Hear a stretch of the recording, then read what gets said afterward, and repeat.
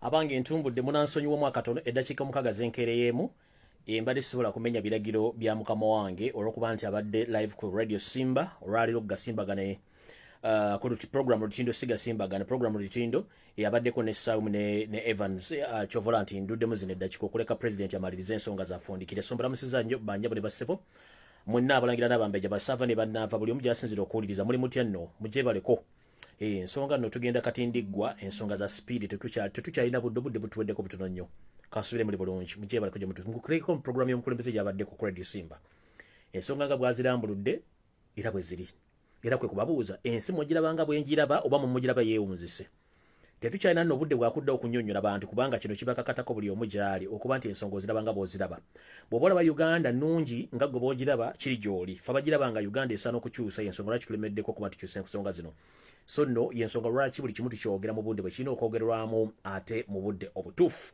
n'ensonga ze tubagamba zentuufu so nno njala obbategeeza mwangu tugende kubanga obudde tulina butono nnyo programs nnyingi eziri ku internet kuno maifuka TV zaffe twaziza ku internet ziri ezammwe esimezi ganyegenya zanezo twazivaaka twefunira amawulire agataliiko katugamba oba kiki wogafunidde wogale tegalimu eta tegalimu producer buli kimu okikola nga bwe kirina okubeera so mbalamusizaako banyabule bassebo tuludde n'okuwuliziganya si lwakuba nti mbadde njagala ne wabaddewo ebizibuzibu ebigenda mu maaso olwekuba nti president jo yabaddeko ku BBS Stereo Final ate bamuwadde obudde bungi ne ngamba sijja kuteteganya program ye kamuleka asooka ayogera ensonga zaziguse nange ne ngamba ngenda kujjola rachidi tubeeko emboozi tunyumya anjala muntagingire mumpembe Yosef Tabasiro mutano wa Karekezi mukyala wajje netukemba bazi muntagingire kyamano lwekulonda judge bya Simon Babakama muntagingire bitongole byokwenda byonna muri police muntagingire ba prison muntagingire amaje ne mutabani waabwe Muhoozi Kanyirugaba Kanyistan the bad general and the Twitter general and dance mania general muntagingire njala muntagingire bannaddiini bonna munjagala muntagingire bannaddiini bonna olwaliro ku video eno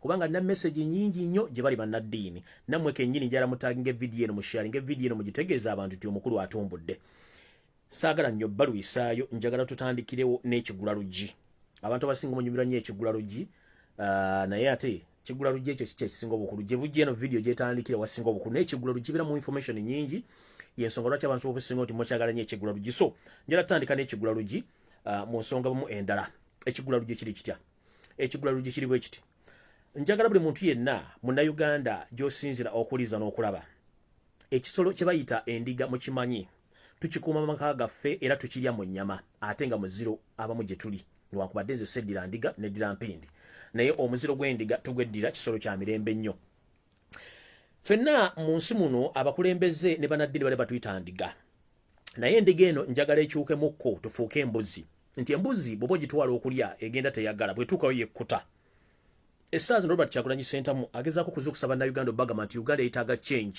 naye muwalira so nga ate Uganda bw'eneba efuuse ey'emirembe nga n'amateeka gakola mu mugenda okuganyulwamu yajja kuba ali mabegeri ng'atudde kyembage njagala tukyuseemu tugende ku nsonga endala njagala kubategeeza olwaleero nga tutandika bwe tuti nzize mbannyonnyola ebigambo bya gavumenti y'omupembe Yosef Tabasiro mutano wa Karekezi nti yavadda nga musajja mussi era ng'atta bannayuganda naye nga mulowooza byakubuzaabuza ne mbagamba nti omwami ono alina engeri gye yeekwekamu okulabisa abantu nti yeetala ebikola bya butemu kumba abikola omwami ono alina embeera z'akalogo kalenzi zeenyigira mu buli kaseera era y'ensonga lwaki babuzaabuza n'abawunika okuba nga temutegeera nsonga okutuusa ffe abavuddeyo abalinamu ensonga ez'okwogera netuzoogera ne zinnyika mu bantu mu bwongo ne bazitegeera njala munsharinga evidiyo eno njala buli muntu abeere ku vidiyo eno saagala saategedde saawulidde so bannayuganda basinga obungi ekiseera kye tugenda muzira ennaku ezisigaddeyo omwenda n'okusukkawo Kongo kulonda kuwedde njala bbaga buli muntu asobola weerwaneko Constitution ya Uganda ekuwa eddembe okweronako mu ngeri yonna esoboka singa omutamanya ngamba yenna akulumba nga tominaako nsonga yonna kulumba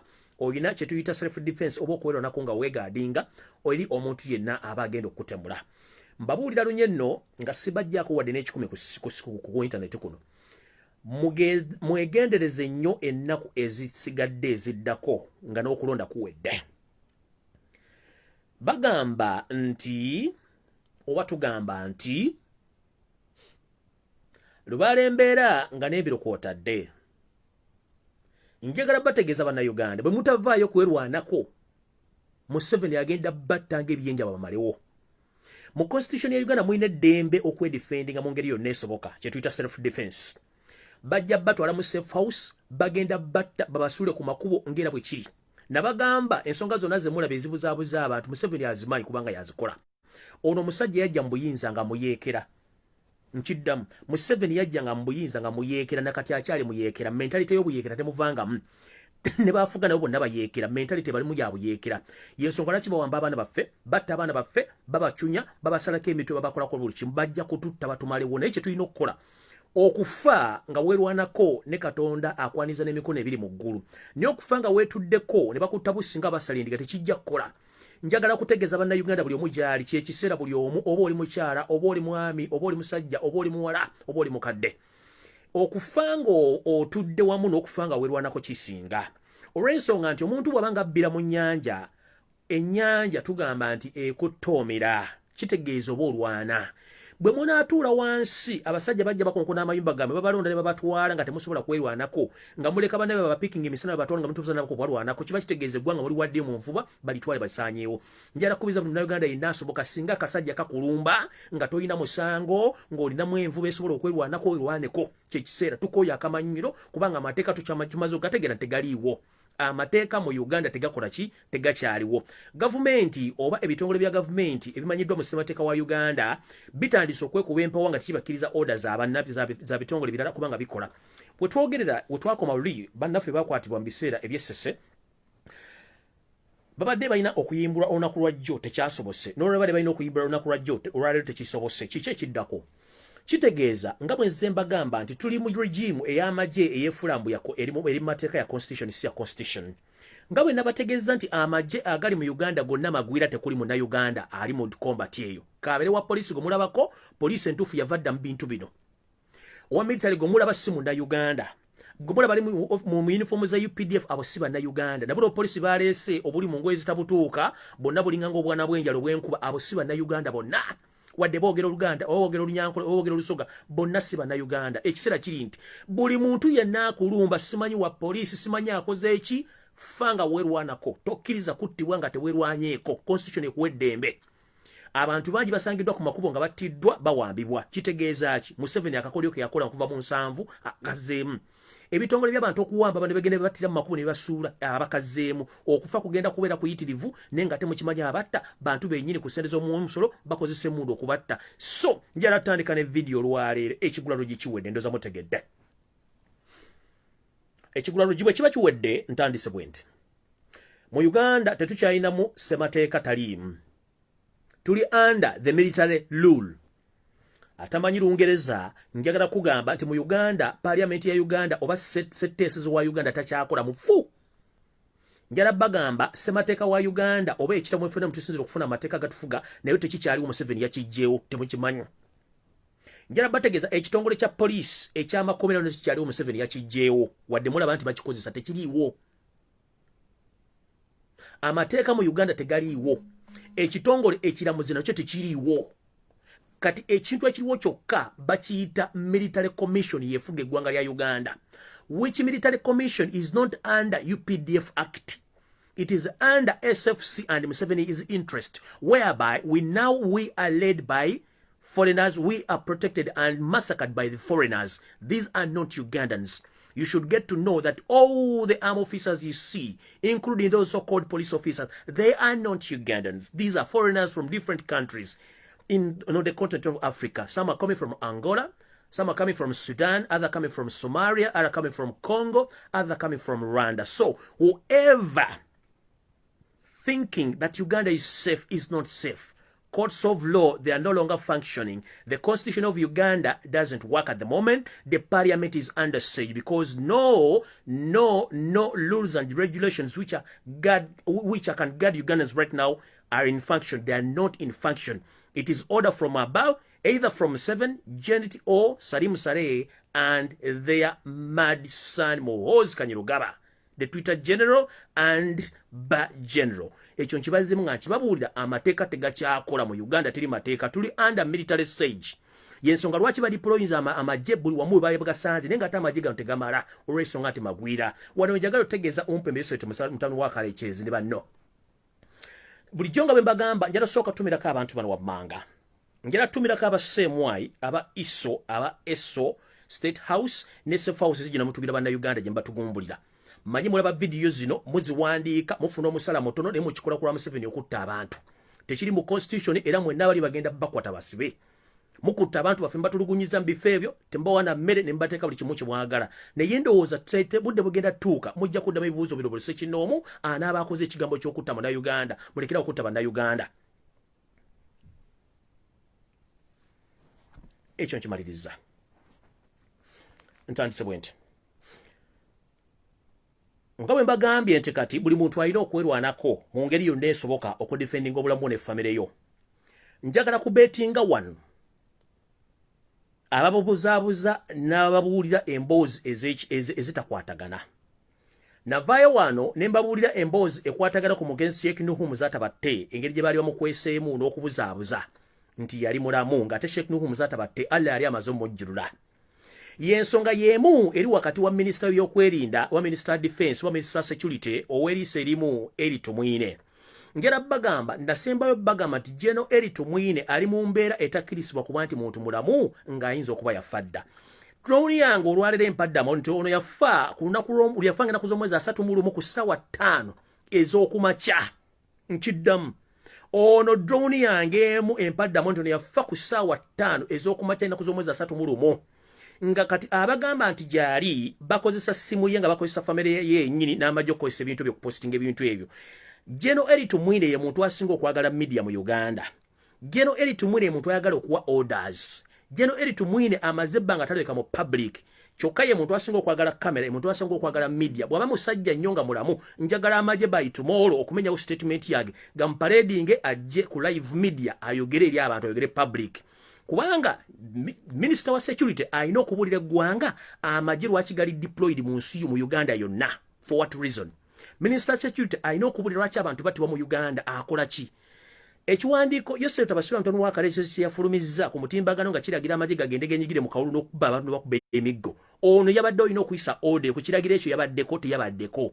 Ani awa orders zino Minister Security nga taliiko kitegeeza olwo omwami nga bwe mbagambye nti drone yangeemu engambye nti omwami ono yafangira kuzomeza 3 mu lumu ku ssaawa 5 ez'amacha kati njagala bamu producing olunaku lw'enkya to prove me wrong bamu producing olunaku lw'enkya ajje akola live video ngeno bwenjikola abulire eggwanga nga teri edited tebajje video nkadde zeditinga ziteka mu public bamulete bamu producing batuletere ne Moses Ali nga nekwali then the Governor Bank of Uganda ne bwabanga jali ne bamu producing abantu basatu bensibirako sente zange mutuletere General Moses Ali naye ajja akola live coverage ajja akola live broadcasting mutuletere chairman mutuletere president mutuletere gundi a Governor Bank of Uganda ajja akola live coverage ne Eritumwine bajja bakola live coverage ensi mujibuli abantu bali luddawa bano ba senior citizen tulino bategeera okitegeera njagala Eritumwine by tomorrow kubanza nasemba bagamba nti omwami ono yali kumukka ogutali gwa bulijjo gwe tuyita oxygen ne mubagamba kwali bone bakube ompo wale bajja simanyi na posting atana postinga ko family ye oba amaje gakozesa simu yeno bemba mwagala kumanya obulimba bwa Museveni lwaki basindika abasajja b'ekibuli batandika okukola video musime Muzata gyali bayogera wala kutana Muzata gyali era yasadde yanywede ne chai kulo mukaga agenda kudda mu makaga ave mu ddwaliro yavaayo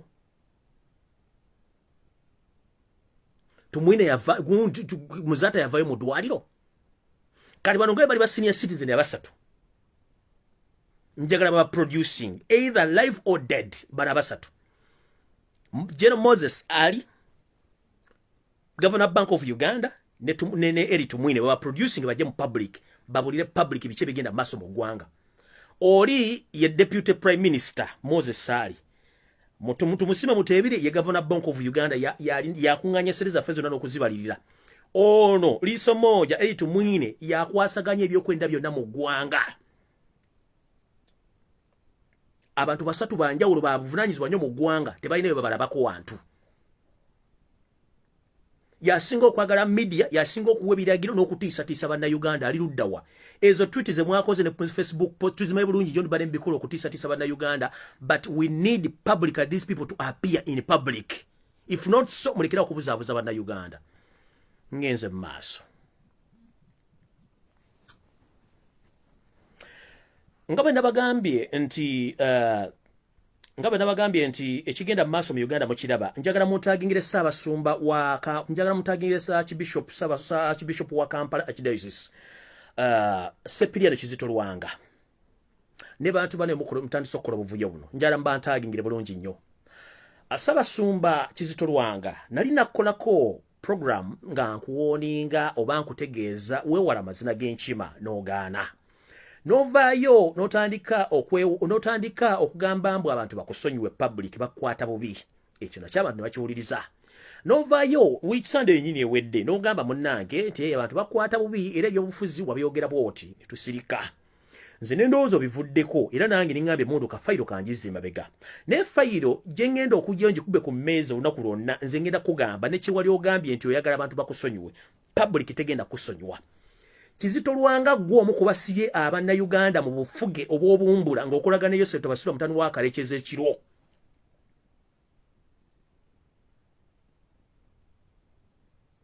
Gwe omu okubira abafaatha amasimu ababadde babuulira enjiri ey'enkyukakyuka balekerawo kikola. As who? Buli mu paati yenna mu Uganda alina eddembe eribulira public okusinziira ku opinion gy'aba alina kubanga they are eligible voters. You have your personal right to stay silent, but leave other priests to exercise their rights because they are eligible voters. You coming out forcing all priests to keep quiet. It's like you are going against their human rights. So, Archbishop Kampala, Cyprian Kizito Lwanga, please behave before I come back for you.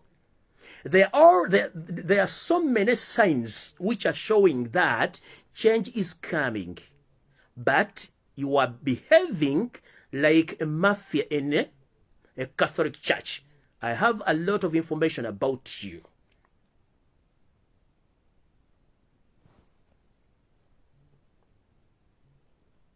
Oba nkutandika essaawa zino oba kukolera syllabus nnamba kuba ogaanye okuwulira. Obubonero bwonna obuli obulaga nti enkyukakyuka ejja tetegenda kubeera ya mulembe. Twakusonyiwa ne tugamba otegedde mukulu. Naye ozzeemu okwatagana ne bantu banno be mulowoozesa Bannayuganda nti basinga okutegera kumbe nabo tebategeera bannaddiini wadde balya omu n'atusonyiwa twabagamba nti n'ensonga si yakuba twagala bayisa mu maaso wabula ensonga ekwatagana ku Bannayuganda bonna abatasobola kweyamba ng'ate gavumenti yandibadde ebayamba ng'ensimbi weeziri. Mwakuŋŋaanye era nga bwe mulya ssente za state ne muteekawo okusaba mbu kwa mirembe bulijjo muteekawo okusaba kw'emirembe ekinyonyi ekyobuvunaanyizibwa ekya Allah Katonda kye yatuteerawo kubanga kya mirembe kye bayita enjiibwa mugikwata bulijjo ne mugisindika negenda mu bbanga neegendera ddala obbalaga nti emirembe gibutikadde mu ggwanga. Akabonero ak'enkukunda n'akalaga nti Uganda teri mirembe babawadde ensimbi mugende mukole okusaba okwo enjiibwa mwazitadde zaakomye obukomi wansi ne zituula zaagaanye okgenda waggulu. Cyprian Kizito Lwanga Archbishop wa Kampala ngenda kusaba n'obuwombeefu eno ye warning esembayo before nga sinaku undressinga on all your sins you know you committed. This is my last warning to you. Nkuwadde ekitiibwa I respected you but it's like you still behaving like a criminal. You are dressing like a priest, but unfortunately, otherwise, you are not a priest in your heart. You are just pretending to be a priest, according to the information which I'm having right now. Ekifaananyi kino kiraga nti mwakutte enjibwa zisindika mu bbanga.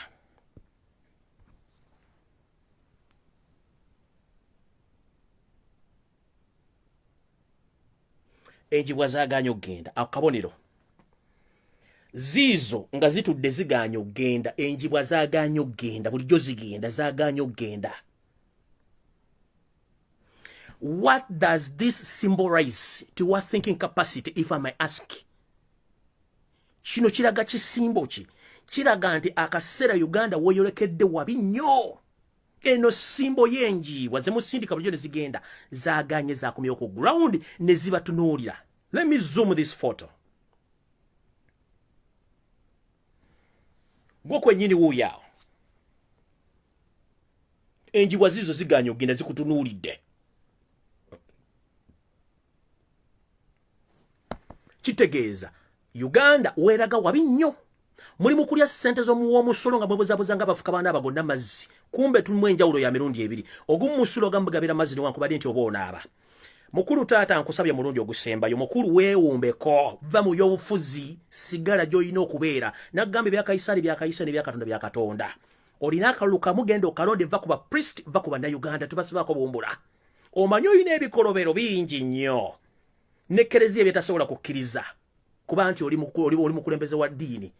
Saagala kwambula nga bwe nakuwoninga niyo olabika oganye okuwulya bagamba mpulukutu za musota bwe zigana zigenda na miggo muka. Ngenda kuduumira ekibinja ky'abawandiisi bawandiikire Paapa ebbaluwa 20 zimala bw'onoosigala ng'oli priest waayo Kampala nja kufa. Tugenda teekamu ebikolobero byonna by'okoze ebitakkirizibwa na mu ddiini ya Bukatuliki. Saagala byogera ku wano nkuwoninga omulundi ogusembayo musajja mukulu weewumuzeeko. Bannayuganda baagala change. Does the world knows that Cyprian Kizito Lwanga you have kids? Does the public know that you grab land? Does the public know that you sell off Catholic land across the country? Watch out.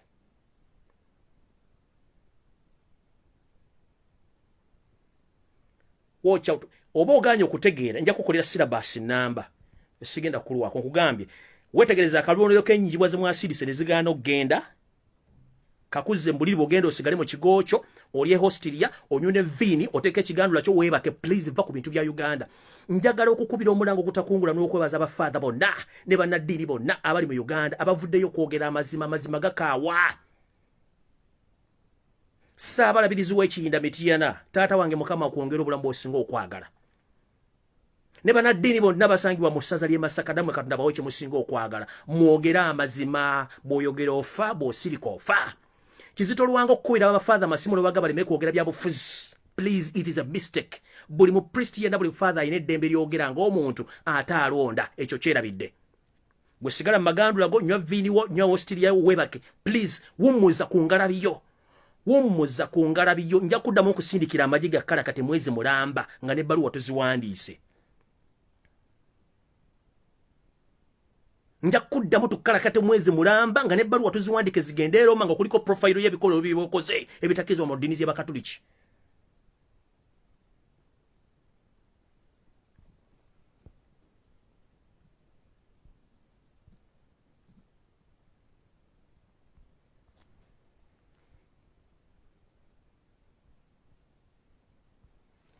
Ngenze ku mulala.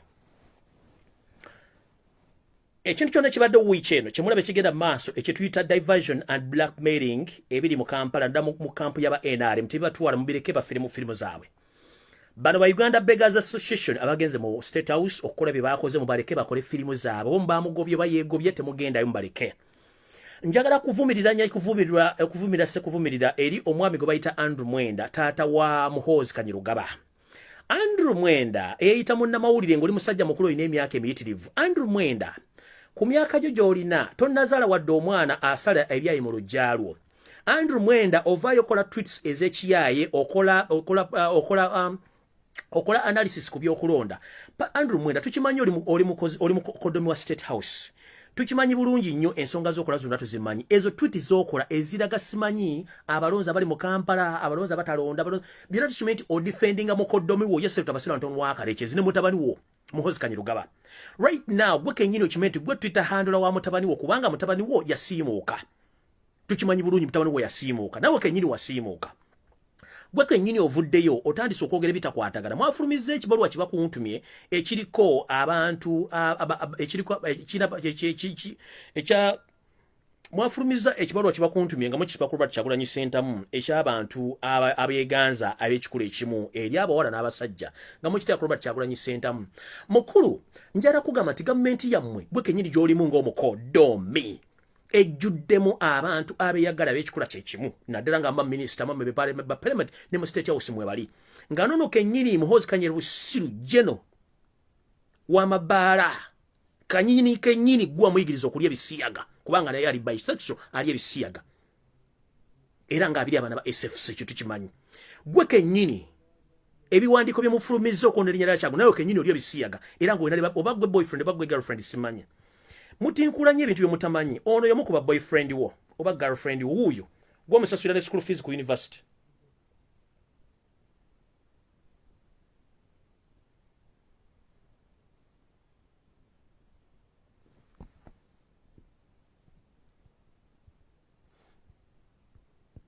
nabano bonna baana b'abandi naye still nabo bali ebisiyaga kyokka onyumya ebisiyaga ovuma bali ebisiyaga baabo bo wakati bana go basasula ne school fees ku university gye basomera kubanga omala obbali ebisiyaga kati nenewuunya mwenda obwongo obukoba lunaku ki ovumirirwa ekikola ky'olimu gwe kennyini nze nabagamba abantu ab'ekikula ekimu nga beeyagala balina freedom yaabwe as long as tebayingiridde bantu balala era kyovula ffe tetuboogera ku balina rights zaabwe naye omuntu aparticipating oba abeera mu kikolwa kyekimu ate neyeebuzaabuza nga anaaba n'avumirira ekikolo kye nga kitera ku bantu balala kiba kibi nnyo mwenda ensi ekumanyi oyagala basajja banno era obibakako kyekiganyi n'okuzaala okitegeera ne mawulire wakikubamu n'ogamba yesu okkiriza nti oli mulwa wa bisiyaga katwakira ate bisiyaga bisima kulobera Kyagulanyi Ssentamu alina amaka alina abaana okitegeera ate bano bozanyirako nagamba bano balina rights zaabwe be bafuga ensi olina bagenda mpola you may end up in trouble ngo olumba abantu bano nze njagadde kuinforming nti abantu b'olumba already obalimu nga participant kubanga nawe oli ebisiyaga musibe bisiyaga ku kikuta Robert Kyagulanyi Ssentamu tubuuze prime minister nazze balangira prime minister Dr. Rwahakana Rugunda I know mwana ali straight both girls and boys alina abaana bali straight 100% knows alinamu omwana mwasigadde bonna bagge bala ba lesbians it's their right to do whatever they want but stop blackmailing people who are less concerned about your problems muludde mbukulembeze for 35 years mubye eggwanga muli sudde wali kati mutandise tricks za ku blackmailing abantu musime gay and lesbians they have their personal rights worldwide we are less concerned about them they have their rights but you starting blackmail Robert Kyagulanyi Ssentamu that is promoting gay rights and lesbian rights or is fighting them or is promoting them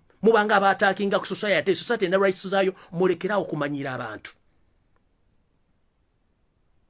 mwenda oli muli wabisiyaga 100% mawulegere mu history mawulega waligana mwali ngakkiriza nti muli wabisiyaga okitegeera nabana abaana bosasulira school fees ngo bali ebisiyaga we bali katulaki atulumba lwa Kyagulanyi Ssentamu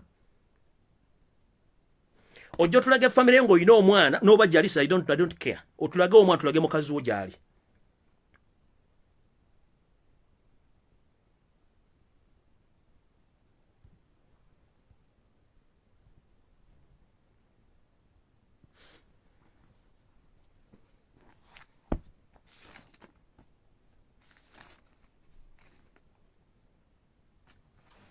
kati wamma video etandise kavudde ku kwanjula eyo nja kuddayo later mukwata olupapula lw'ekkalaamu njala tumirako muhoozi Kanyistan eyeeyita nti Geno akoma okutegera ku ssaawa 5 ez'akawungeezi buli lunaku muhoozi if you doubt my information nti okoma okutegera ku ssaawa 5 nga ne order zowa oziwa oli mutamiivu jango nnoonye kubanga onywa omwenge no passing ne out nibatandika okuwa orders zitakwatagana muno mumalidde ebiseera nga mundu aserezaamu omusolo okunoonya nze kamwa kwogera nze nabaga temujja kunnoonya temujja kunsobola njala otumira ku muntu gwowadde ssente okujja okunoonya eyasembe yabadde ajja okugula n'amasuuti gwe bayita Nicholas Bahingana wamuwadde emitwalo 5 ejja $, okujja wano okunoonya ajja pretending nti azze kugula masuuti oba musuubuzi wetwogera Nicholas Bahingana tamanyikiddwako gyali olw'ensonga nti ssente emitwalo 5 gye mwamuwadde ejja $, okujja to pretend that he came here for business. He ran away with the 50,000 with $50,000. He's nowhere to be seen. Bajja baba from Monday up to Friday kuba temujja kunsobola. Nabagamba kyemulumba kirala nnyo n'abasajja muliko tembamenti bano balala nnyo. Kati ono Nicholas Bahingana yagenze temanyi gyali oba ali ludda wa ssente yagenze nazo tajja kutuuka no kuba nalina mutegeera dda Nicholas Bahingana gwe mwasembayo kuwa ssente ngenze maaso mukulu nnyo mwenge gwo era opasinge out otandika okuwa orders enfu nga n'olunaku lwasembayo kuwa orders enfu nga mwefuula nti temutegeera waziwa n'ekitawo okutta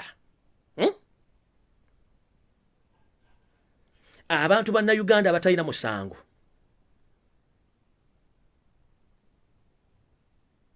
mujja kisasulira. Chairman Electoral Commission EC Judge Babakama jangu wano. Mulina ebbala gye mbeeramu ku Winton Road. Aba SFC mubanywera, ba minister mubanywera, n'aba State House mubanywera. Nga noono Kanyestani Dranko mwabeera. Yesterday wagenze no attending drink sessions. But unfortunately olwokuba mmanyi mubeera mwenna ffe tetulina abantu basobola tuwa information wagambye ekigambo kino. Wagambye kijja kuba kizibu nnyo gwe Simon Babakama okulangirira omuwanguzi nga si yakuwa omulimu. Njala public etegeere.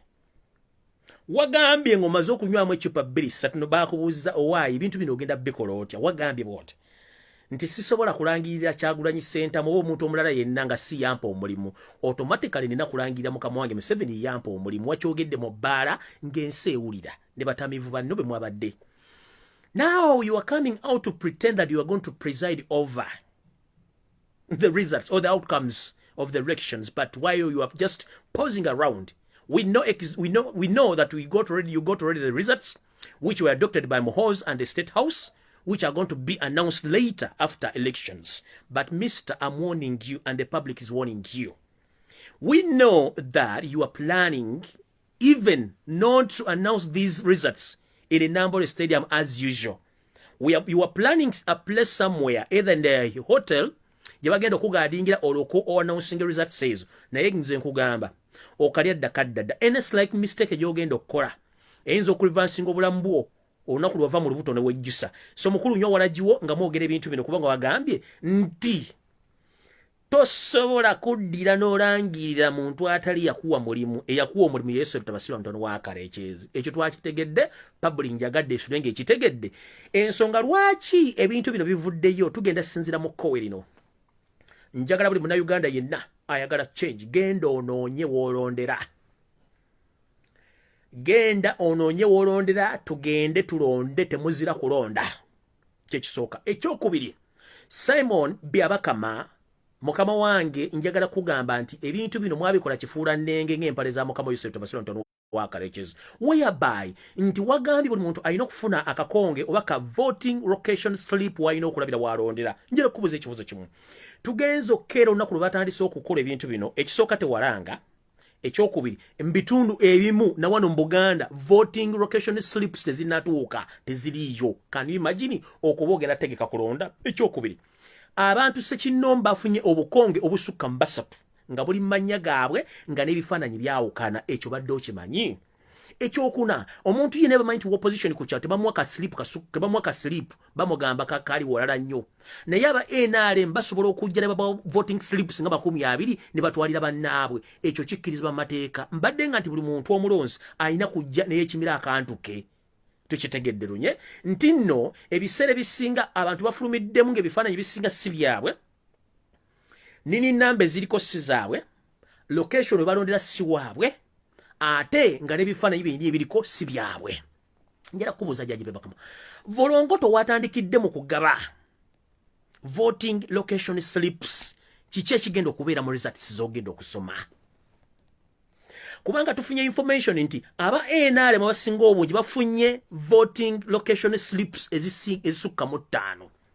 Ne information gye nina endaga nti within the NRM secretariat and mafia system they are planning to use the electoral commission officials during the polling day to allow the multiple voting by allowing NRM cadres to come and vote in multiple voting, even to vote in different locations. Ekyo nayo twakifunye, twakitegedde bulungi. Because yensonga lwaki mwafulumiza ng'omuntu omu asobola okufuna obukonge busatu nga bwa muntu omu, ate ng'obukonge buno omubugirako ne numbers ezitali z'abantu bano. Fun enough, ennaku z'omwezi ezimu ezigira ku bukonge bw'abantu bano si ze ziri ku ndagamuntu z'abantu bano. It is a mistake whereby that person or a voter might reach on the day on the polling station and they cross-check his date of birth. When the electoral officer can identify the dates of birth nga tezikwatagana zikundaga muntu, basobola okugaana okulonda. Ekyo badde okimanyi. election officer bw'anaabera nga waali awo n'akwata kapapula ke baakuwadde nga wazaalibwa mu 1913 kyokka nga olaga olina emyaka giringa 28 onoosobola okulonda bajja kuga there is an error togenda kulonda ezo na mistakes zo tonaza identifying mukulu wa electoral commission nkunyonyola bulungi otegeere ng'omuntu ategeera twagenze maaso ng'abantu abamu babagamba nti wano wobadde ogenda okulondera nti yesi olina okulondera nakulondera nansana kitegeeza ki wano mwakoze ensobi okuddira abantu ne batwala mu locations batalina kulonda nga tomaze bategeeza kitegeeza ki kitegeeza system already eri mu volongoto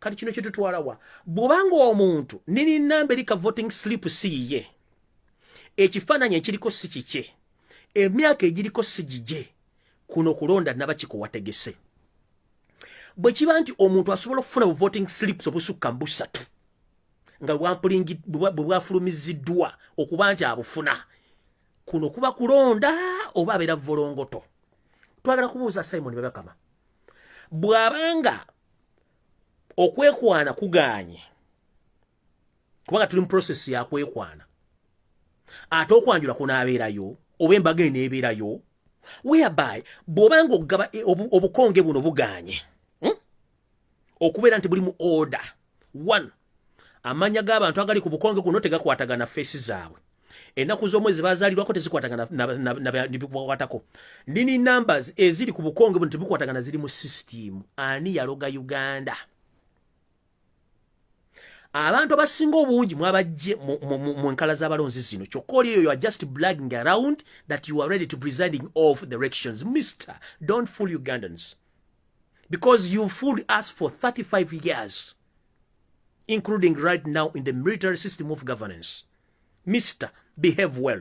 Njala kubiriza buli muntu yenna bw'obanga wafunye voting slip esukka mwemu giteeke mu fayiro tugenda kusimba abantu olukalo lova kuno mpaka Nairobi nga wabajulizi mu kooti okulonda kwali ku 4 tugenda kusimba okwala bannayuganda bonna buli nsi yonna bawa obujulizi nti okulonda kwafiirawo mu ntandikwa nga tukebera enkala z'abalonzi tugenda kusimba buli bujulizi bwonna obulaga nti mwakola vulugu kitegeeza olwaleero we twogerera n'okulonda kwennyini okuliwo ne polling station zonna zewateekawo onfu gwe kennyini wavuddeyo n'ogamba ne weeyiwa Amanda mu mbogo muno mwotekerawo galubindi n'otuna bwoti ng'atala wagambye nti nja kudda ngambe public lwaki polling station zeeyongeddemu oba abalonzi lwaki beeyongeddemu already video gyeri tugenda gitwala mu kooti kubuuze gazetted areas zonna polling station mu Uganda zetulina eziri ku database gwe naawe zolina z'ogamba nti zeeyongeramu ani yazikuwa era wazijjawa on whose orders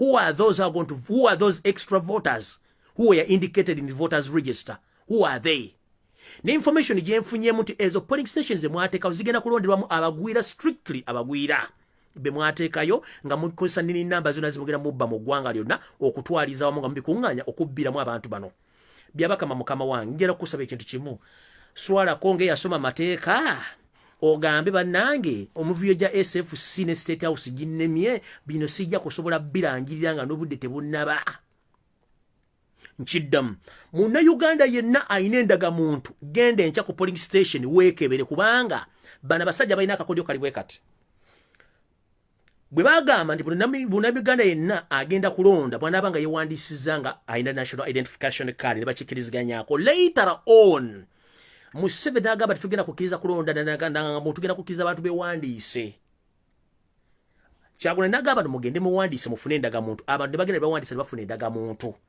naye ate ekisinzo tukuba enkikwe kyekimu nti omusajja Simon Babakama kino teyakitegedde azze ne yeekuba ggolo n'agamba nti ate ne oba togenda funa kakonge naye nga mu register mwoli ogenda kubanga olonda tukitegedde nti abantu bangi nnyo abawandiisibwa ne national identification card already mwe bali mu register kitegeeza ki buli muntu alina endagamuntu please genda okebera erinnya lyo mu register mwoli nkiddamu kambabuuse buli muntu alina national identification card you are qualified to vote go on parish level and check your name batosanzeyo kakonge erinnya lyo mulimu eridi bana basajja batusiba katambaala kutuzannya tit for tat goloza lwaki njala kubuza ekibuuzo kimu munnange kasoke netereze namu oza lwaki batambula basaba endagamuntu bazigula emitwalo 3 5 million lwaki bazigula endagamuntu So lwaki banzijjako endaga muntu, lwaki banzijjako nini namba yange?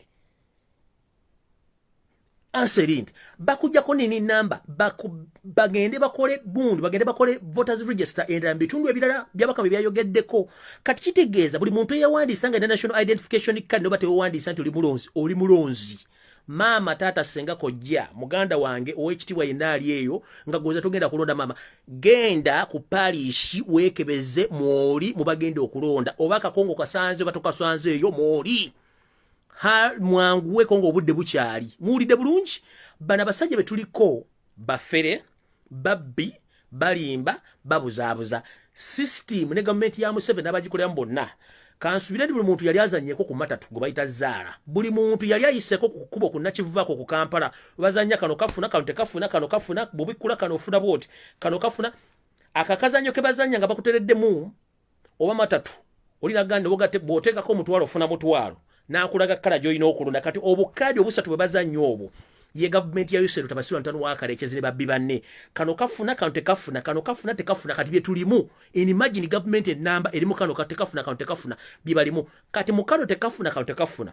Njagala oyimirire weetegereze, tojjayo sente zo nyumirwa nengo ogenza okulonda. Tebakubba. Mugende buli yewandiisa yenna. Obulu bwamwe gye buli mwewandiisa gye muli balonzi. Gwawakana musoka weebuuze. Abakusaba endagaano tebamala kubuuza nti olondera luddawa oba oli mulonzi, batwala yaki. Kyabusubuzi nga mmwanyi nti bazigula e Dubai, bazigula mu America, bazigula mu Bungereza, bazigula wa. If I may ask yourself, why are these guys, they are looking for your nini numbers? Nini numbers bazisaba ne upload, bazisaba Zaire, bazisaba Congo, bazisaba Katumba, bazisaba Juba. Buli muna Uganda bamusaba nini. Why? Ask yourself why.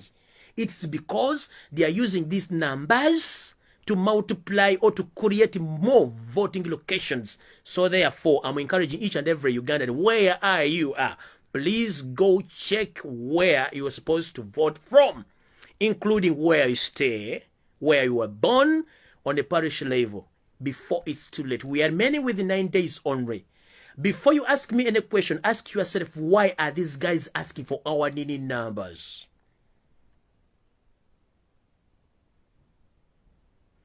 Weebuuze lwaki bakusaba nini namba. Kyamaguzi kyabusuubuzi nti export ya Uganda lwaki. It's because bakozesa nini namba okugenda okucreatinga more polling stations for their foreigners abagenda okujja okulonda. Kati bw'obanga oli musajja otegeera, genda weekebere gy'oli mu kitabo kasitoba ng'olina nini namba. Ngenze maaso.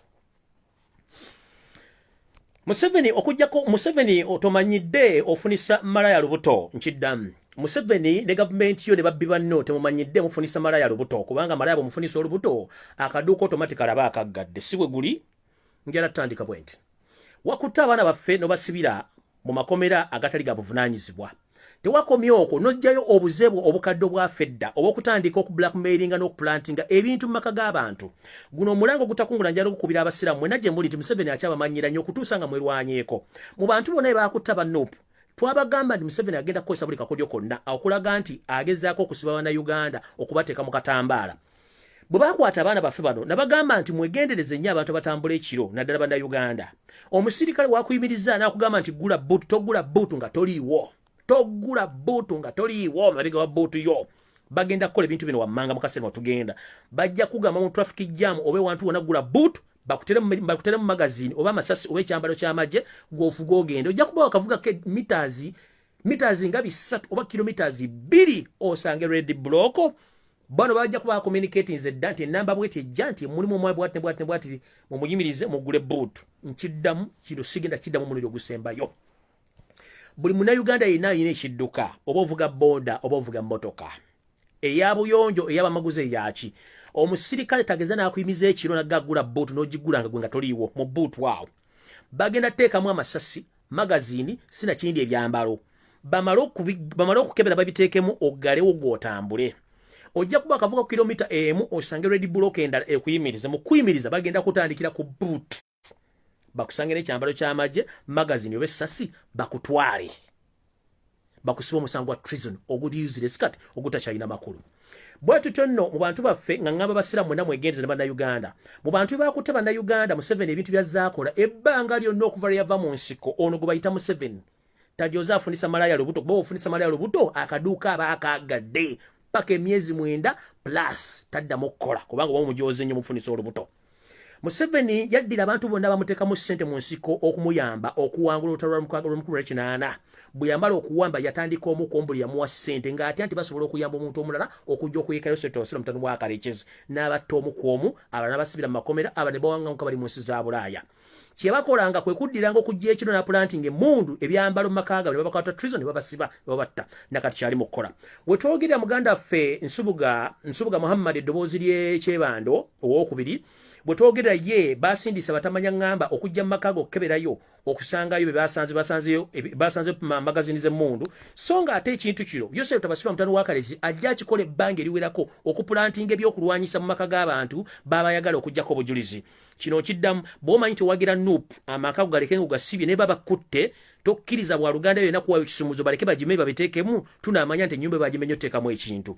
Mwegendereze nnyo abantu b'embeera nabo mitono abaagala ensimbi nga baganda bammwe baganzi bammwe abawalana kubanga bagenda bakozesa okujja okugulawo ennyumba ezo okuteekamu ebyokulwanyisa. Museveni akwata akabadiya nti bakusanzira ebyokulwanyisa kuteeka omusango gwa treason. Bwe twogera Muhammad Nsubuga eddoboozi erya Kyebando bamujje mu kkomera mu banneere bamuleeta ye omuntu omu okumutuusa mu maka ge gy'awangaalira. Poliisi nesimba emmotoka yaayo n'abadde mbyambalo bya bulijjo bagenze okuggulawo ennyumba ya Muhammad ne basangamu nti yabadde n'ebyokulwanyisa nga mu magaziini era kati y'omusango gwaliko gwa njawulo nnyo gwa treason okuba nti yasangiddwa n'ebyokulwanyisa mu nju ye. Musajja wa tamanyi bakuba mmundu tamanyi wadde ekika ky'emmundu tamanyi na ssasi bwe liwonya bamutaddeko omusango guno. Ekino si kipya kubanga twakimanyira nti mujja bikola era gye bujjako omusango treason gujja kuba tegukyalina makulu kubanga nekyagula nnyo temwamukola mu Aluwa ne muteekako emmundu amasimbuli kimu n'amasasi twamaliriza emisango mugimuggyeko emisango gijja kuba tegikyalina makulu naye buli muntu yenna amanyi tuyagala nkyukakyuka. Wegendereze nnyo abatamanya ngamba abo kubanga guno bagenda gufuula muzeeya. Ekyo nkimaze. Mwalabye lunye Yosef Tabasirwa mutano wa Kalekezi ng'agenze mu bitundu by'obugwanjuba gye tuyita mu West n'asangayo abasajja b'abatamiivu abatakyatamira kati kulowooza ggwanga okuggyako okwesiriwaza bamugambye munnange tukusaba asonyiwa eyaliko omuduumizi wa poliisi General Kale Kayihura mbwadde asaavinga eggwanga omugyeko ekibonerezo. Njala bagamba tebabasiriwaza baganda kanjogere nampola tebabasiriwaza. Museveni musajja mugwira omunyarwanda eyajja mu nsi nga bandit. Ababatamanyi ba bandit basajja abajja okubba ne baleka nga boonoonyi era kyali mu kukola. Ne Kayihura mwe yajjira bano bonna tebalina bijja by'abajjajja mu Uganda bazza buzi nga bombuzi bakulu nga bombozi. Kino kibamusaba bali mu confirminga Museveni aveeyaga nti Kayihura namusonyi yakome waakole already kale kyezi Kayihura wali mu poliisi akola emirimu gya Yosef Tabasirwa mutano wa Kalekezi egya bulijjo egy'okutta abantu. Y'ensonga lwaki abantu batandise okufa mu nfa y'emu nga Kayihura akyaliwo. Do you copy? Nkiddamu kale kyezi Kayihura wali mu poliisi n'ebitongole by'okwerinda ne meeting mu State House Entebbe wepo na wano waggulu ennakasero azibeeramu era mu kubateekateeka okutta abantu nga bakola. Njagala bagamba okukiwamba abantu kyalingawo nga Kayihura akyaliwo okutta abantu basuula ku makubo kwaliwo ng'era Kayihura akyaliwo era okuvaana bagamba nti kale kyezi Kayihura yakoma mu system. Baganda baffe babuziddwawo battibwa ku makyanga ensenene ng'ebiyenje ne basuula ku makubo. Oyo kale kyezi Kayihura yakola omulimu guno kubanga gwe mugwa batonderwa mumpulidde bulungi. So kati Yosef Tabasirwa mutano wa Kalekezi taddawo n'ababuzaabuza n'abalimba ng'omusajja we taliwo waali kiri bazanya kye tuyita jango nkwekule abazanya nga teppe eddamu amanyanga ajja okunoonya oba omulaba naye ate naye abamanyi weweekwesa konako bukonyi nti gw'owedde nkufunye kati kye balimu bali abafukamidde okumusaba abazze baba confirming ono ave public amwogere nti namusonyi akomyewo okukola kubanga bamumanyi bamwagala omukozesa ebikolobero byabwe yagenda obbayisaawo wano yamanya okutegeka ebijambi yamanya okutegeka okuwamba okutta n'okubuzaawo abantu ogw'omusanga agumanyi omulimu agumanyi bulungi era gwali gumusibisa. Kati bano baagala confirming ono ajje naye ate jjukira nzize mwogerako lwadde agenda omwapointinga ne mwogerako n'asigalayo kati ali mu underground tebabasiriwaza Kayihura waali. In fact n'amaama Mbabazi wetwogerera bamupangisiza omwaliro mulamba ku Sheraton Hotel Kampala ayina n'amajja mukuuma agawera 20 aga SFC yomu kubagenda okukyankalanya akalukano mbaddamu amama Mbabazi mwali mu system agenda kukozesebwa mu kalukano kabba era kushula ku Sheraton mwaliro mulamba go bamupangisiza gwaliko n'amajja 20 agayina emuduzi lwasa mayinja kwali ku Sheraton Hotel. Ngenze maso Mujjukira America bwe yayisa ekiwandiiko kye bakuntumye abasirikale abamu abagambibwa okuddamu okulinnya mu ggwanga lya America opone mu nsi endala. Mwalimu omusajja gwe bayita Lieutenant Colonel Damulira. Ono Lieutenant Colonel Damulira gwe mumanyi America bwe yateekako ekiwandiiko bakuntumye, omwami ono y'omu ku bantu abazze batta bannayuganda, oba ye Lieutenant Colonel Chris Serunjoji Damulira, ye Director Criminal Intelligence Uganda Police Forces. Nchiddamu, Lieutenant Colonel Chris Serunjoji Damulira, Director Criminal Intelligence Uganda Police. Omwami ono y'omu ku bantu America bye yateekako ekiwandiiko bakuntumye olw'okuba nti abadde yenyigira nnyo mu bikolwa eby'okutulugunya abantu mu safe house n'okuteekako emisango gy'ejjwete ku bannayuganda.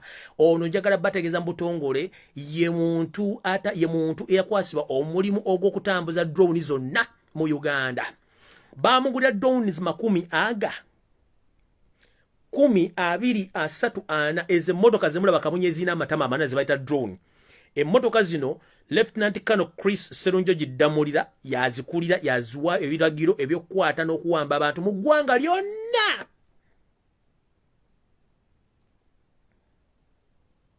Mumpulira bulungi? Mu ggwanga lyonna Lieutenant Colonel Chris Serunjoji Damulira, Director Criminal Intelligence Police Forces Uganda. Buli drone yonna etwala omutwe muwamba mu kika kyonna mu kitundu kyonna ekya mu Uganda, ne drone ezibadde zitambuliranga ku Robert Kyagulanyi Center mu nawo abalaze mu ggwanga ezibadde zimbega ono yaziduumira. Ebikolobero byakakola okutta bannayuganda tebityoboka. Okujjako kye nategeddeko omwami ono era ne yeyita Chris Serunjoji Damulira ti musajja Muganda naye musajja Munyarwanda eyakulira mu bitundu by'Eruweero era nga nekitaye musajja Munyarwanda lwakuba nde yeyita Damulira. Ebyo twabimanya dda twabitegeera. Nkiddamu teri musajja Muganda ayitibwa Muganda asobola kukola bikolwa bye basajja bano byebakola. Mulekerawo okwetuuma amanja g'Ekiganda nga mukola ebikolwa by'okutta abannayuganda. Mwagala kuvumisa abantu, mwagala kuvumisa eggwanga ly'Abaganda nti benyigidde mu bikolwa by'okutta bannayuganda nga ate kimenya mateeka. Tugende okutandika okuyomba n'amawanga amala nti Abaganda bali mu gavumenti ya Museveni nga batta Abaganda bannaabwe. Nkiddamu, Chris Serunjoji Damulira si musajja Muganda, musajja Munyarwanda. Enzoola y'Eruweero n'okubadde amanyi Oluganda. Nkiddamu, ayina drones 40 ezamugulira ku ssente z'omwomusolo ezitambula ku Robert Kyagulanyi Center mu eziwamba abantu mu Kampala, Wakiso, Mukono, Ntebe ne mu bitundu byonna bya Uganda. Ono yakomandinga drones zino zonna. Mumpulidde bulungi? Mmaze obbagamba ekintu ekyo mukitegeere bulungi.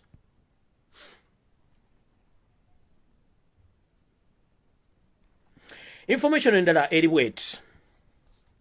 Waliwo information genda endaze nti there is information that a number of Congolese are escaping to enter Uganda using Businga, Lamaya border, and that Bahutu are planning massively to attack mainly in Ituri, Renzul area and DRC.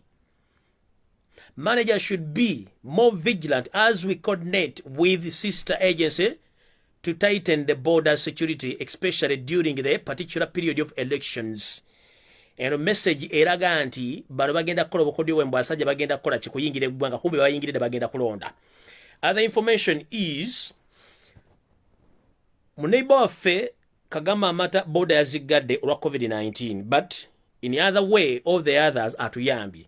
Kubanga Yosef Topasira Ntwano Wakali yadde ategesa abalonzi abawera akakadde kalamba okuva e Rwanda okujja okulonda mu biseera by'okulonda, naye omukulembeze wa Rwanda agambye border nzigadde ne public transport nzigadde okujja nga bakutambuza bigere ne kakadde kalamba plus bakasibidde tekagenda kufuluma. Border nzigale ne public transport nzigale. Teri muntu ava yadda Rwanda n'afuluma n'ayingira Uganda kubanga entambula zonna ezaalukale bazigadde. Ekyo kyo kibadde kirungi nnyo wadde naffe kituyambyeko ebiseera bimu bwe bityo. Njala genda maaso mbawa amawulire amalala.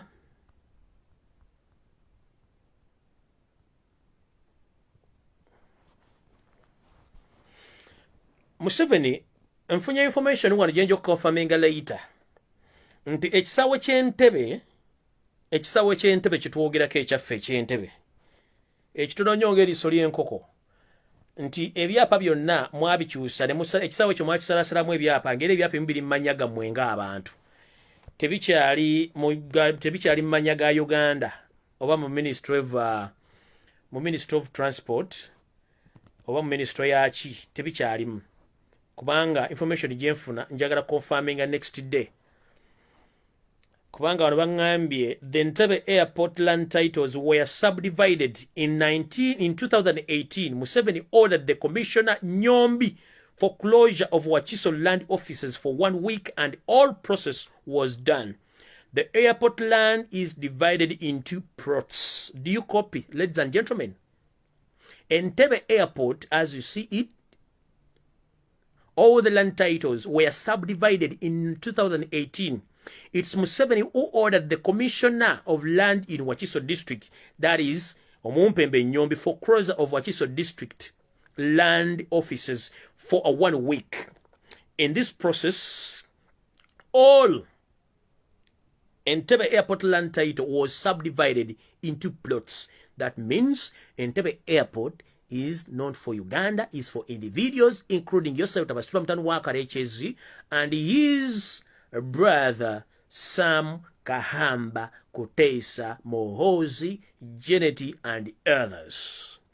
So, if that is the cause, where is Uganda as we speak right now? Uganda is nowhere unless we wake up before it's too late. Njagala genda maaso bawa mawulire amalala. Nakantu kenjagala basobera namwe mujja kutya nendoza kansoke mbawa mawulire amalala. Guni bagambye isi jasula kati ngeze ku mawulire amalala. Abantu b'emukono Kayunga mwenna buli omu jasinzira okuwuliriza. Njagala mbere begendereza nnyo. Mutabani w'Omumpembe Yosef Tabasitula Mutanu AKA Chemical bayita Ronald Kibule, gomuyita minister Ronald Kibule, ono mutabani wa Museveni bwoya wa Muntumbwe. Minister Ronald Kibule manyi kuno kwoli oba abantu abakuweereza information. Olunaku lwa jjo wabaddeko mu State House wakati wa ssaawa 8 mpaka saa 11 ez'akawungeezi olunaku lwa jjo. Nosinkana kitaawe Yosef Tabasitula Mutanu AKA Chemical n'akuwa ebiragiro bino wammanga. Abantu b'emukono Kayunga muwulize ebintu bino wammanga.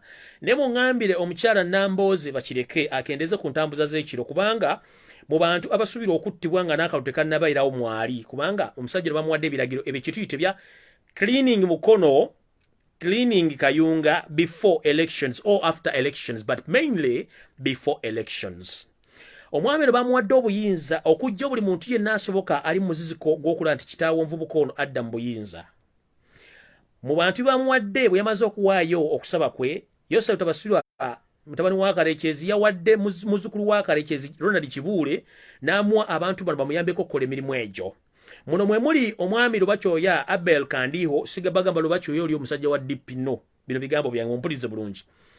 Muno mu bantu bamuwadde okukola emirimu gino mulimu Lubakyoya Abel Kandiho, mulimu AKA Chemical n'ebitongole byonna ebyokwerinda ebyokettera mu ggwanga ne bweru waabyo muli eso ne Semwai. Muno nno mwe muli n'Omumpembe Kalwanga, omumpi alinga ekikopo ne bw'okitulako alengejja. So nno Kalwanga y'omu ku bantu abagenda okukola emirimu gino egy'okuwamba n'okutta bannayuganda bitundu by'omukono ne Kayunga okulaba nti bakendeeza ettutumu ly'opposition. Naye nga mukyala Betty bakireke Nambooze ow'emukono akiikira mukono municipality maama kendeeza okutambulako ne gy'oli akendeeza okulya buli w'osanze.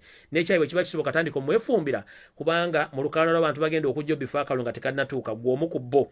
Naawe nno okeesa lukyanga nkoya mutamivu olw'ensonga ne muganda oba muganda omukulu munno gwe bayita achikira nakaseke Lutamaguzi Semakula era nga bwontujjo gyaliko nawe yentujjo gyolimu eyanno ya Semakula eriko omukulu mulamba muganda muto w'omukulembeze gwe bayita Salim Sale onono kugatibwako Namanja Rosemary ne kugatibwako mutabani wa Salim Sale gwe bayita Levi Akanda naho ne muwala gwe bayita Rachel abano abegulidde erinnya mu kwagala okusanya abantu be nakaseke bonna nga ne omukulembeze waffe ow'ekitundu ekyo omukise w'ekitundu ekyo gwe bayita Semakula Lutamaguzi ali ku bunkenke obw'amayinja. So no mukyala Betty Nambooze bakireke tegeza nnyo abantu ba opposition bakendeza obudde batambula naddala ekiro mu nnaku zino esigaddeyo naawe kennyini gezaako okwongerako galubindi kuzola banetambulayo n'akufumbira kyayi mugamba alekeraawo osobole omwefumbira kubanga abasajja bano baweereddwa baweereddwa olukusa olutereeza mukono Kayunga nga bawadde ebiragiro babiweereddeko n'abatamanya ngamba okujja okukola ebigambo ebyonna. Kati wano nno wengendedde mu bintu bino mutegeere bulungi mutegeere bannaddiini nga balaga Museveni sitaani wa ku nsi bw'olumu bw'aba teyeesitukidde atuma abantu okugenda omukiikirira wetwogerera nga bena bagamba nti buli amusinkana afuuka kimongwa ate taddamu kutegeera. Nazzi kuno mu nsi nga tuwa nnyo bannaddiini ebitiibwa era nazzi kuno nga munadini bwakugamba ekintu kiddamu tolabe ennaku zino wetandise obbala mu kamalo kuba nti tutandise okutegeera twetaaga ebibuuzo ne ansi ziddibwamu wetwogerera ng'ebitongole by'abannaddiini bitandise okwekuba empawa oba birwanagana olw'okuba nti abamu bagamba nedda ekimala omusajja omumpembe Yosefu Tebasira mutano wa Kalekiso omusajja omugwira atuviire mu ggwanga lyaffe agende wano wavudde nno abannaddiini ndada abakatuliki abafaadha batandise okwogera lunyenga ng'omusezi agula essowaani ngenda kulirako bantu bange bo abamu bagamba ekimala tujja kwogera kubanga naffe tuli baloozi tuli bannayuganda ate ye omumpembe ayitibwa Sepirian Kizito Lwanga kati naggambe sikyakuwa kitiibwa ono akolagana Yosefu Tebasira mutano wa Kalekiso okulaba nti bateeka efutuzi kubayigiriza banne mu church oba mu kereziya yonna mu Uganda wetwogerera ekkanisa ey'abakristaayo gye tuyita Anglican Church yo yagambye sijja kweta mu kikolwa kyonna kinyigiriza bannayuganda lwankubale tetugenda kwogera ebikolwa byokota mu misa zonna ez'ekimpatiira ezinyigiriza bannayuganda yaziganye nga ne mu misa eyadde situlo obuyinja obuyiibwa obusindika bugende mu bbanga ekkanisa y'abangulikani yaganye okgendayo era kino kireesa akakuubagano wakati wa kanisa ne kereziya n'abamadini amala olw'ensonga ab'ekkanisa bagamba ekimala tetugenda kukkiriza bintu bino byakujoga bannayuganda mu nsi eyaabwe kino wekijjidde nga watandise okujja obukuubagano wakati w'ekkanisa ya Uganda ne kereziya ng'ekkanisa ga tetujja kukkiriza bikolwa bino ne kereziya yennyini erimu abasosodoti abagamba ekimala tukooye effugabbe kuba tulina okwogera bw'osirika ofa bw'oyogera ofa lubadde tetukyali nno nga Mayi Museveni bw'atambuza propaganda we ne Black Mail okukyankalanya era ekkanisa n'enjigiriza ya Katonda agikyankalanyiza wetwogerera enzikiriza n'enjigiriza ya Katonda Museveni agikyankalanyiza bannaddiini abadde beegattira mu kibiina ekimu ekitambuza eddiini oba okukuuma kuba bannansi beeyawuddemu Protestant bagamba ffe tetugenda kujja abakatuliki abamu bagamba ndedda ekimala tukooyo tusingako ettoomi n'obutayogera nsonga zirimu bannansi kubanga olw'olunyigiriza bannayuganda n'endiga ezandibadde zireetebirawo mu kyaki ziba tezikyaleta kuba tezikyakola abantu bafa teryayogera abantu bawambibwa teryayogera ani agenda obboogerera ffe bannaddiini abalina obboogerera wetwogerera Museveni bwendabye ku mawulire agaleero ne gensomyeko ku bakigatto ge baŋŋambye nti waliwo vomwange nti amakanzu n'amagandula gatandise okufuumuuka mu bbanga era banaatera okweyambula n'obulima watu bulabeko ku bannaddiini bwe twogerera Museveni atandise okuteeka olukongolo ku maddiini agatandise omuwalampa oba gamugamba nti ekimala naye ate weerabira oba teweerabira jjukira nti ekintu kimu Yosefu Tebasira mutano wa Kalekiso akozesa eddiini gye bayita ey'ababona again mu gye muyita ekkanisa ez'ebiwempe wadde zaava mu biwempe kati zaafuuka masinzizo agatamanyi na makereziya oba emizikiti egyatandikawo olw'ensonga bano si babbi baweeta mpisi kundi mukubba tebakyalina abakwatira nsawo nti n'okusimba layini ng'owayo ebirabo ab'ebinusu tebakyabakkiriza kujja ku mwaliiro baagala basente za mpapula ate zirimu n'emitendera abawe 10 abawe 2 abawe akakadde wepona okusiba bw'otasiga oyinza okuba toli mukulembe toli mugobereze oyinza obutatuuka mu ggulu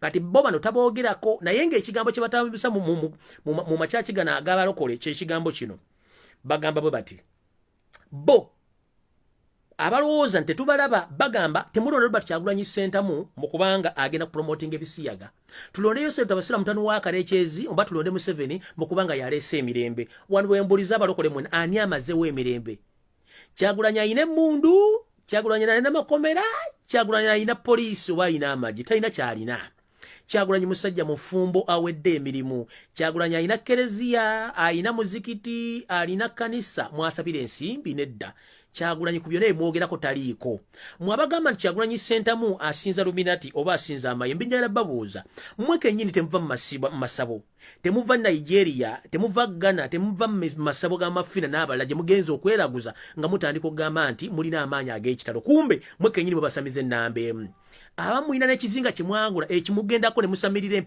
mu mpewo ezibayamba okukola amaanyi gammwe n'okusiruwaza bannayuganda kati mukulu Museveni bw'obanga otandika okugamba nti bannaddiini bave mu byobufuzi sookera ddala ku kkanisa z'abalokole bave mu byobufuzi n'okubuzaabuza endiga zaabwe nti zibe mu byobufuzi ng'ate kiro na misana basaba okukeesa obudde gy'obeera nti Katonda agenda ssengu kenkya tebagenda musangawo nkiddamu nga tonnalumba makanisa na mizikiti n'amakereziya kubaga abave mu byobufuzi sooka ogambe ku makanisa go gano ge weeteerawo kubanga before 1986 ensinza zaffe ezaaliwo zikaasangwawo tezaalina buzibu n'abantu baazo zaalagiranga abantu baazo bagende bakole zaalagiranga abantu baazo bagende bafune obujjanjabi zaalagiranga abantu baazo banywerere mu bufumbo zaalagiranga abantu baazo okutya Katonda n'okutya ne bazadde baabwe. Nazzikuno bukyange ekkanisa zino zijja mu 1996 n'oziteekako omukono zitandika okukubira kampeyini zaatandika ebigambo bino. Zisosola mu mawanga, zisosola mu ddiini, zaabuluza mu bufumbo, zaabuluza mu maka agateredde entende, zipromotinga ebintu ebitakkirizibwa mu ddiini ya Mukama Katonda, zaavuwazizza abantu, zibajjeko ensimbi empya n'enkadde, n'okutuusa abamu bafuula emmomboze nga tebava ku kyaki tebakkiriza genda kukola. Eddiini zino tezikkiriza abantu balwadde genda kunywa ddagala. Zibagamba sabira wano Mukama ajja kuwonya. Tulina embeera egamba nti lubalembera nga n'embiro kwotadde, Mukama nnyamba nga n'eddagala olimira. Bano ne bavaayo mu kyaki zebagamba nti n'oba olina siriimu jangu osabe Katonda ajja kuwonya siriimu. Remember the other one is virus situated in blood, whereby you need to take medicine or ARVs to protect yourself to live longer than basing on prayers only. Please, prayers combined with medicine, you can live longer than prayers without medicine. So before you come out to attack the remaining religious leaders, please start with the born-again churches, whereby you need to inform them if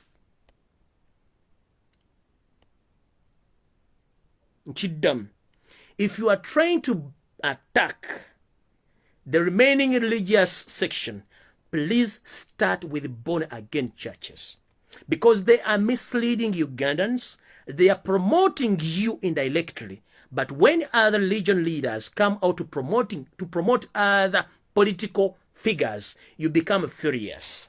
But when the born-again churches promote you day and night, it's okay, because you know it clearly. One of your daughters, she owns a church in Colorado. Your wife, Janet Kembabas, she's a born-again, but a murderer. You understand? She commits crimes against humanity on a daily basis. But after there, she goes to the church and asks for forgiveness. Why? Why do you come afraid in the born-again churches? Why do you come afraid in born-again churches? Please, before you attack other religion sectors, first attack the born-again churches, because they are promoting NRM day and night by encouraging all their followers to vote against Robert Kyagulanyi Ssentamu, to vote NRM. Why? But there are some born-again churches who really tired of you, and they are preaching the rightful gospel, and they are telling their people to decide on their own, not the leaders in the what? And in the born-again churches to support Museveni as an individual. The rightful order would have been that, please, although I'm your priest or I'm your leader in faith, you still have your right to choose your leader yourself by not basing on my ideology or by not following my own orders, because each and every Ugandan, he or she has a right to choose his own choice of leader. So, before attacking other religious sectors, please first attack the born again, because it's you who initiated all these born again churches. That's why you hear the so-called church leaders, the likes of Bujingo, promoting NRM indirectly. He ever promoting NRM directly. The likes of Serwada, the likes of Kayanja, and this is my last warning to Kayanja of Rubaga Miracle Center. I know you are fighting hard so that Museveni remains in power, because you are hiding or you are camouflaging. You have a lot of questions in your church. The way how you acquired that land, first question. How you acquired the money to construct that church. You've been practicing hate speeches among your followers. You are promoting You are promoting tribalism. You are dividing marriages. You are practicing gay and lesbian acts in your church. And some information which I'm gathering right now is among your followers, both girls and boys, some were murdered basing on your orders after some refused to sleep with you, and you ordered the sambukuns you have in your churches to finish those boys.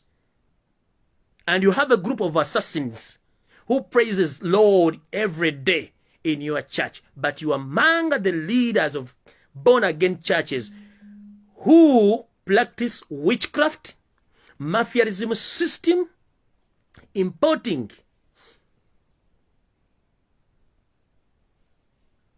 alcohol in the country.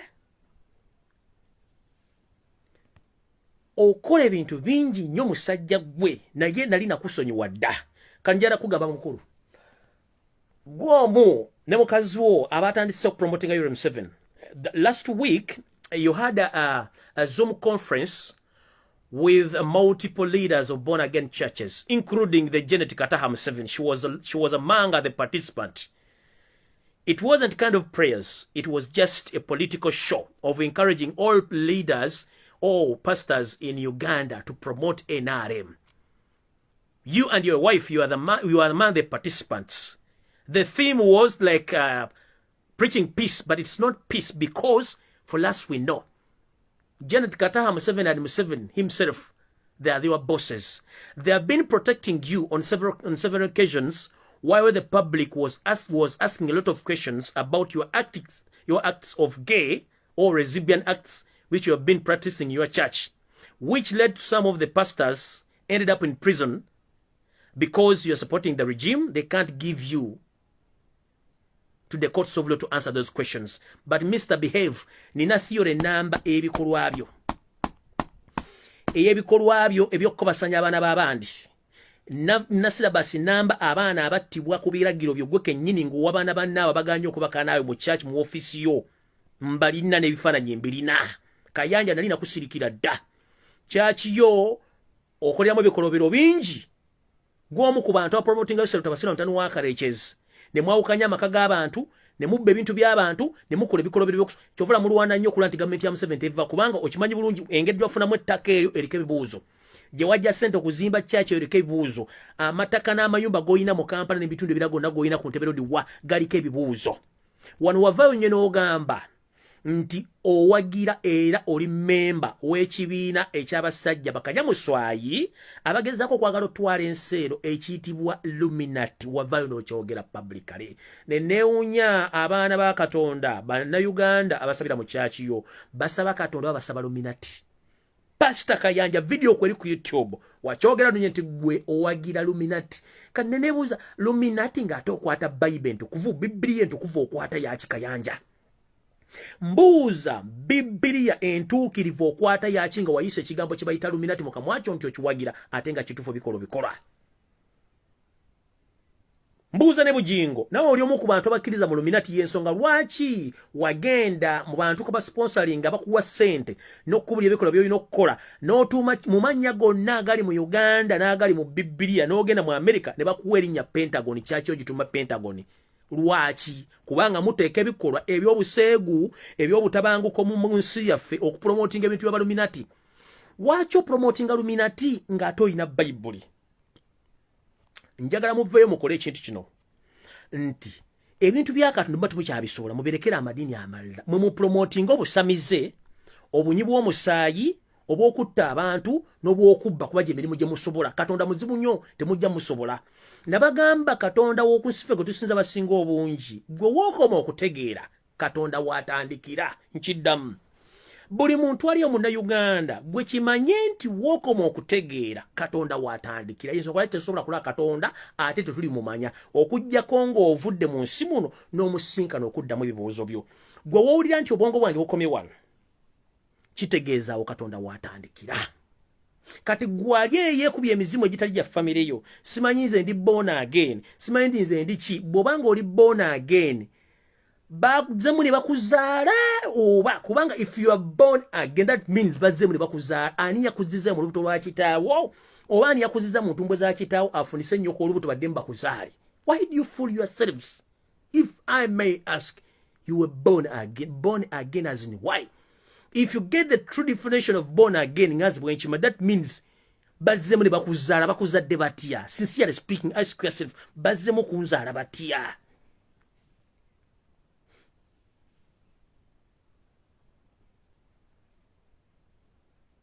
Bazzemu kunzaala batya?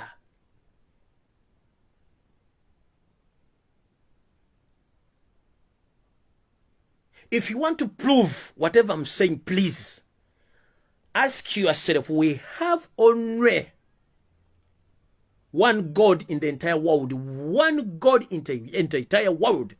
Ask yourself, why is it that we have so many different religions in the world, but all religions fall or believe in one man, but in different beliefs, in different praising?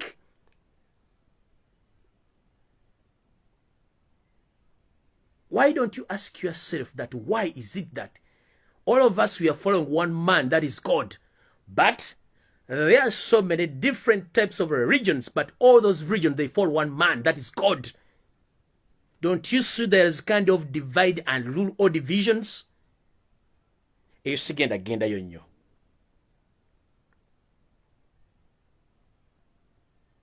Kuba owanvu nnyo. Kyema kiri kimu Katonda gyali eyatutonda ffenna.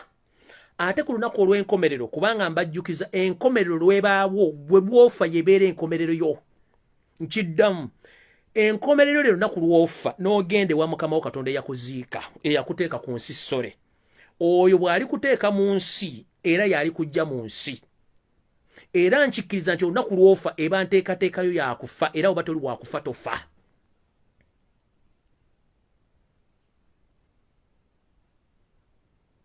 Nkiddamu eyakuteeka mu nsi watanaga nti olunaku lwalero genda kuba basi esobola okugwa n'owona mbwomu nga balabona bali balina kufa. Ego bayita Katonda y'enkomerero yo.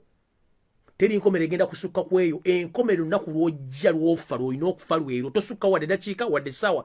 N'ekifo mw'ofiiridde yeeyo w'ogenda okufiira weewo. Kubanga Bayibuli ekugamba buli muntu alikomba kukufa. Ate buli muntu okufa kuli musanga mu kifo ekituufu walina okufiira Katonda we yamuteekerateekera. Oba olifiira mu kinaabiro, oba olifiira mu kiwojjolo, oba olifiira mu bbaasi, oba olifiira mu ddwaliro, oba olifiira mu makaago, oba olifiira mu buliri, oba olifiira ku media, oba olifiira luddawa, oba olifa sasi, oba olifa mu kkomero, oba olifa bukutwa, oba olifa butwa. Yeeyo enkomerero yo Katonda ddunda Namugereka gye yakutondera okukoma. Bw'olikoma weewo tosukkawo. Same time, same hour, same minute, same day. Your calendar is closed. Kiwedde. Teweebuzaabuza mu tolina kufa. Buli muntu eyazaalibwa alikomba ku kirwabo ky'okufa ate lubali lunaku lwero lw'enkome tebaddamu babuzaabuza.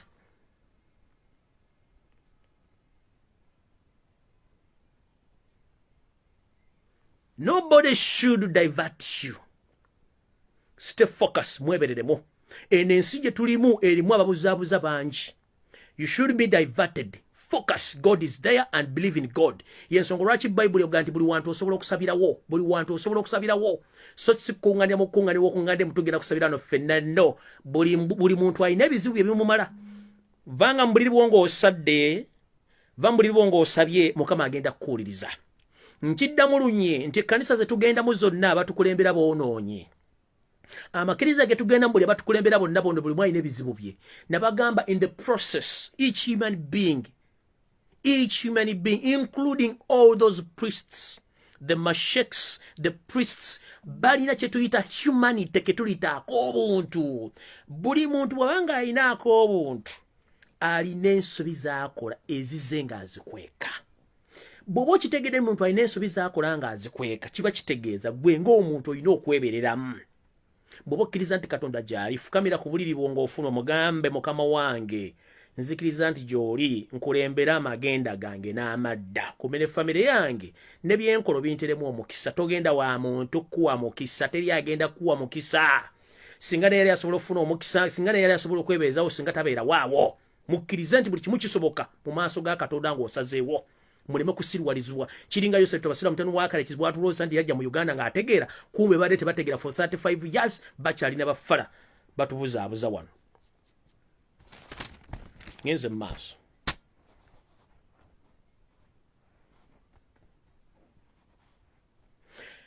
ekyamaje okutwala court kitegeeza nti government ne bitongole byo tebikyakola tewali mateeka buli muntu mbagambe oli waddembo okufanga werwanako olwokuba kati court bagitutte teriiwo tebasosedde okutwala makooti bagatwala dda kitegeeza nti obutiitiizi mujjemu butiitiizi amaje gatutte court n'omulamuzi bamuwambiramu n'abaana baffe ne babawambiramu kitegeeza tewali mateeka buli muntu olina okufanga werwanako temufanga temwerwanyeeko ekyo mukitegedde bulungi eno message njagala egende ewa Minister of Public Service mukulu John Mitala njagala otuyambe otuddize omwami ono mulayini gwe tuyita omukulembeze wa Uganda nga tesi mukulembeze yawamba buwambi Yosef Tabasula mutano wakalekeza Yosef Tabasula mutano wakalekeza tufukidde ekyambika nti ono amazimba gali nti tudiringa n'omuyekera so si mukulembeze tudiringa na muyekera so si mukulembeze bwe tuba tudiringa n'omuyekera ayina embeera ze yayitamu okufuuka omukulembeze kumba yatuwamba buwambi kati bwe tuba tulina omuyekera kitegeeza ebikolwa by'obuyekera bagenda kubipromotinga nnyo ng'okupromotinga okutta abantu obbasiba n'okuwamba ebigenda mu maaso ndoza mu mpulya bulungi tulina obbejjako by all means kati mukulu owa Minister of Public Service mukulu John Mitala twagala otuyamba otugambire ku mumpembo ono ebikolwa byakola biswaza eggwanga gamba ng'okuwandula ng'ali ku telefayina y'eggwanga oba ku TV ensi yonna n'emulaba teri mukulembeze mu Uganda mukulembeze yenna mu nsi yonna yali awandudde ku TV ng'emulaba kitegeeza bana basajja tebali metufuga mukulu Museveni yosereta bahabula ntanu wake who oriented you bwali oyingira office of president who didn't taught you about the norms or rules and regulations of the state house who oriented you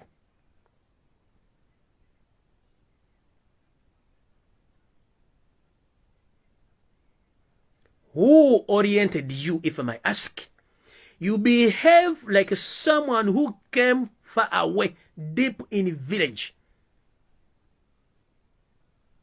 no fujja mu public ng'ekulaba ne kigenda no kolondwa mu public ng'ekulaba ne kigenda bonna balina okugamba nti mukulu kintu tokikola tebakikugamba kubanga bakutya toyina manners Museveni you lacking more manners in the public and don't know how you led Uganda for 35 years without people back check your history, your behaviors and your orders of shoot and kill because if you don't accept the rule of law please publicly come out and say we are under military rule than pretending that the courts of law are working. Some people in Masaka, they were taken back to prison after the court and the judge have already accepted the all people who were abducted or kidnapped in Kalangala, they must be released because each and every requirement which was asked by the judge was fulfilled by the law. But ng'okozesa amateeka ago ag'ekitujju kye tuyita jango law n'olagira omutabani w'omusazi w'ebyayi mu mpale anywa omwenge n'asirika n'avaawo era nga oli muli wakasiyaga n'alagira amagye okulumba ekkomera ne gatwala ekkomera n'alagira amagye okulumba ekkooti ne mukama n'abawo ebiragiro yennyini omusajja omujaji ne bamutwaliramu kitegeeza nti temukyalina mpisa temukyanadde ekintu kyonna kibatwala mu maaso buli kimu kikola nga mukyalaba njala baga tukyalina mateeka akulumba nawe mulumbe ngenze mu maaso Museveni n'onywa kyayi ku TV n'otandika okuwutira kyayi ku TV mu public eyo nga tetukireba nko mu nsi yonna teri mukulembeza anyula kyayi ku TV taliyo kiswaza teri mukulembeze mu nsi yonna abusing abantu nga Museveni mwoga nti idiots I'm going to crush them these are pigs these are what let me tell you let me ask one question Mr. Yosef Tabahura the son of Karaches. You mean for 35 years you've been leading pigs? You think we are pigs? Like as I used to say that. Chidam. Like as I used to say that whoever passed a statement saying that I beg your pardon. if you see a leader pass a statement that is we are pigs, that means himself is the one who leads pigs. Mukitegera yayisa statement bayisa ekiragiro ekigamba nti abantu mbizi bakulembera kiba kitegeeza ye kennyini yembizi enkulu ekulembera embizi zino mukulu. So mukulembeze bwabanga ali mu public nayogera ekigambo kino nti abantu bakulembera mbizi ba idiots, nsubira nti mu ba idiots bano bakulembera ba idiots bano ndoza babade tebalabula bindowooza kubanga ethics ne orientation katoke ethics ne orientations as a office ja handling oba jalimo teyazifuna bulungi kubanga if you are oriented in that office you must behave like a proper leader, whereby there are some handlers which might tell you, or there are some handlers in that office who tells you exactly what to do in the public, than you to come and behave like someone who's not educated, someone who's not a leader, someone to behave awkwardly, whereby you can't even accept anyone's what advice. In the public, Museveni, you behave like a kid. In the office, you behave like a boss. In the parliament, you behave that all those members of parliament, they are kids. And whoever visits the state house, you pretend to be that you are the commander-in-chief and you are the one who give orders someone to stay alive or someone to die. No. During the orientation process, they tell you where you begin and where you stop, or where you end. So in this process, if you can't be oriented and nobody gave you the orders or the ethics of holding that office, that means we are in trouble. Whereby you were candidate, but you are ordering shoot and kill. You are candidate, you are ordering people to be killed. You are candidate, you are ordering the courts of law not to allow anyone who has been abducted or kidnapped to be taken back to the prison. How dare you order SFC to siege the court of law when the judge had already allowed all the people who were kidnapped in Kalangala to be free? But you said no, everyone must be taken back to prison. As who? That means nobody taught you the knowns.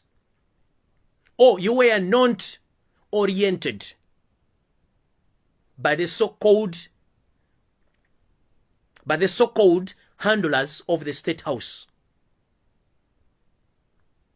That's why you call yourself Tibahaburwa, which means you are not advisable. Whoever advises you, he either goes missing or you dismiss him. Tibahaburwa means someone who is not advisable. That's why whoever advises you, you end up advising him or you dismiss him. If he goes in public talking about whatever he had been advising you, you might end up finishing him. For God and my country. Mr. Mtala John, please wake up before it's too late. Ngamaliriza. Ngenda kusaba na Uganda mwenna. Nina page yange na account kwenkolera live zino. Eri manya gange waliwo abantu ba ISO ne semwai na ba State House abagulawo account mudidi eziri manya gange era nga bakozesa bifaananyi byange. Bagenda bafera abantu sente ku mutimbagalo guno. Bajja mu inbox zammwe ne boogera nammwe ne bachatinga ne mbawa sente bambi nabagamba page yange eri emu kwenjogerera kuno na account yange gye mumanyi naye abantu bajja ne babba sente ne musirika ne mutababanjula baba wadde namba nabaga sina namba ya Uganda mbaga abantu bano batenda ne pages bagudde nga ziri manya gange bagenda ba promotingirako ebitu bya museveni ne mbagamba abo sinze kinduma nnyo kubanga omuntu bakubbye sente zo nga bakubbidde mmanya g'omuntu g'omanyi nti yakubbye nze zibanne sina muntu gwensaba sente ku mutimba guno gwa Facebook. Ku Facebook enamba zaizo neziriko muzimanyi ziri bbiri. Sina muntu gwensaba sente nga ze mu inbox ye kumuchatinga mu messenger nkibadda mu bannange. Ezo account zo nezagulibwawo si zange. Omukutu kwepita kuno okwogerera gwe gwange. Nina account age ne page age.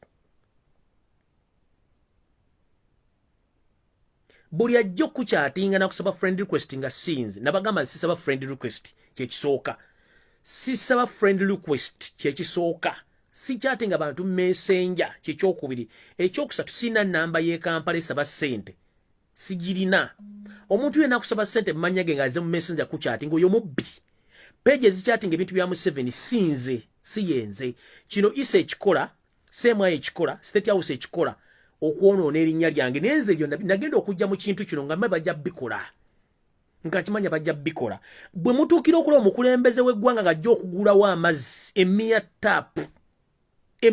tap kitegeeza kyembaga kiri Museveni wasn't oriented Museveni wasn't informed because he called himself Tibahabulwa is not advisable tap zino zigulibwa bakansala bakubyalo ba parish chiefs ne bachairman belo sifiri bagulawo amazzi mukulembeze wagwa kugenda kugulawo mazzi ku kyalo bagulawo tap emwe ya mazzi omukulembeze gwanga banatira kuita kugulawo toilet ku kyalo tuswala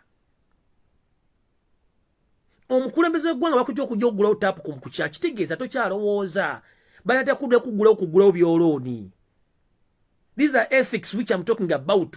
Who oriented you in that office? Onyo chaingo muuta, wanda, eno tuite embizi, o tuite abasiru, abantu bokulembera bakuwa musoro baita abasiru. Museno, banadiyo, kati koko teko dini no jaula mbataniso kwe kuwengumi, kitegeeza Uganda teri wo. Basindi senji wazaga nyo genda mobanga. It's a sign that Uganda, where it is right now, waliwe chitali chichotofu. Nja kusaba bana Uganda mwenna, mwebereremu. Je tulaga si walungi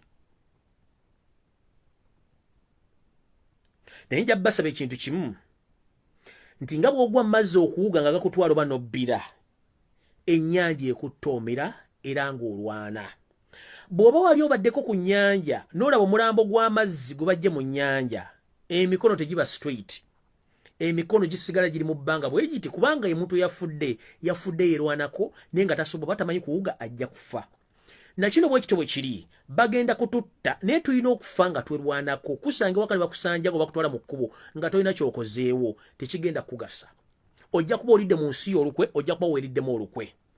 Please mugezeeko okwerwanako kubanga amagye agali mu Uganda si bannayuganda era temulina kye mugenda bakola okujja nga mwerwanyeeko. Eno essaawa yakweggula maaso eno essaawa yakweggulako bamukujja ku lukokube eyali alumiddwako ekinoso kikuyingira towulira ogenda okyekkaanya nga kiri ku mubiri Museveni.